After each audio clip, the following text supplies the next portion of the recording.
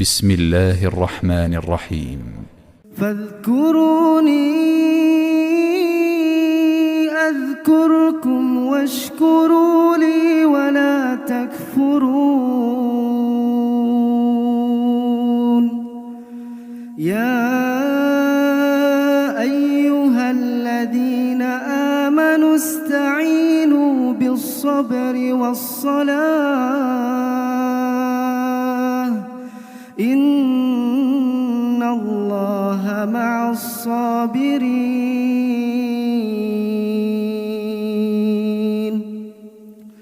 ولا تقولوا لمن يقتل في سبيل الله أموات بل أحياء ولكن لا تشعرون. ولنبلونكم بشيء من الخوف والجوع ونقص من الأموال والأنفس والثمرات وبشر الصابرين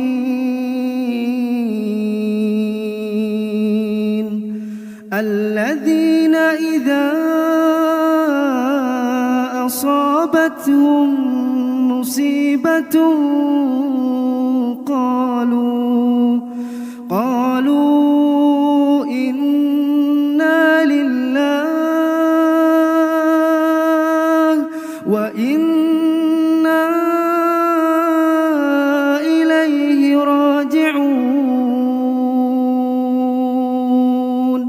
أولئك عليهم صلوات من ربهم ورحمة وأولئك